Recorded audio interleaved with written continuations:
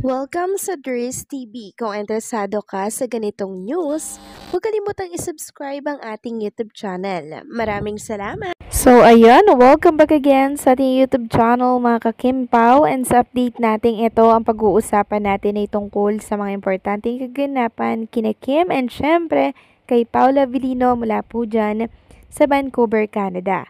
Pero bago po ang lahat, maraming salamat sa inyong patuloy na pagsuporta at pagsubaybay sa mga daily update natin. Kaya naman bilang pasasalamat, narito pa mga napili kong komento patungkol yan sa naging previous update. Unang komento mula po ito kay Ginang Norma Cole. Sabi niya dito, "There's good morning. Hello mga Kimpaw Canada. Salamat sa inyong lahat sa pag-welcome nyo sa ating mga mahal na idol Kim at Paulo. Masayang masaya tayong lahat lalo na kaming mga seniors. Samahan niyo akong ipagdasal natin sina Kim at Paulo. Salamat sa lahat. God bless as always." Yes po, Ginang Norma Cole, lagi po nating ipag-pray si Kim and Paula Avellino, lalo't higit malayo po sila, nasa Canada po sila, no? So ipag-pray natin na lagi po silang ligtas kahit nasaan man sila, lalo na po pag-uwi or pagbalik dito po sa ating bansa. And syempre, hindi ko makakalimutan mga kakimpaw, yung mainit na pagtanggap po ng mga fans ni Kim and Paula Avellino dyan po sa Vancouver, Canada.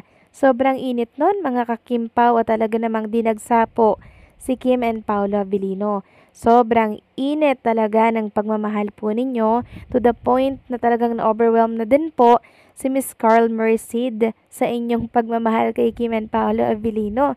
Talagang naipit si Chinita Princess ng mga fans, mga kakimpaw. Dahil lahat po ng mga fans gusto pong makalapit kay Kim Chiu at para makapagpa-picture na din, pero hindi po lahat ay ma-accommodate ni Chinita Princess kasi syempre tao lang din naman po siya na napapagod mga kakimpaw at hindi niya po lahat may isa-isa kayo. So nagpa-video na lamang po si Kim Chiu kay Ma'am Carlina de la Merced kung gaano po ninyo siya itinanggap ng sobrang init, sobrang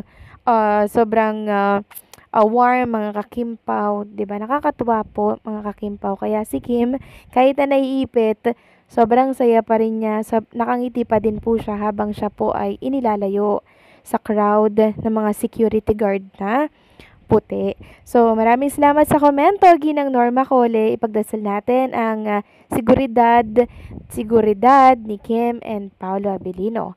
At ang next comment naman mula po kay Ginang Alice Mantak, 8089.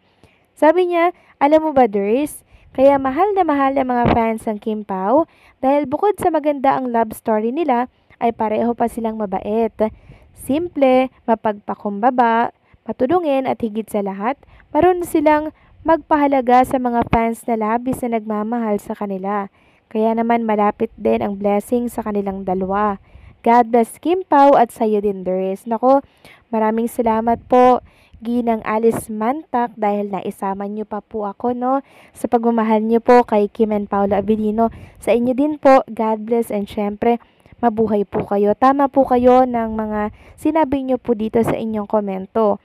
Kaya mahal na mahal po si Kim and Paula Avellino ng marami dahil maganda po syempre, no, yung love story nila. Tapos parehas po silang down to earth, mabait, matulungin, busilak ang puso, 'di ba? Bubbly si Kim Chiu, kalog, masayang kasama, lahat na, no? Kaya po yung mga nakakatrabaho ni Kim Chiu dito po sa showbiz industry, sobrang nagugustuhan nila si Chinita Princess dahil napakabait daw, marunong makisama mga kakimpaw. Kahit sino pa yung mga nakakatrabaho niya, baguhan or mga batikan po mga kakimpaw, grabe si Kim Chiu makisama. Wala kayong masasabi.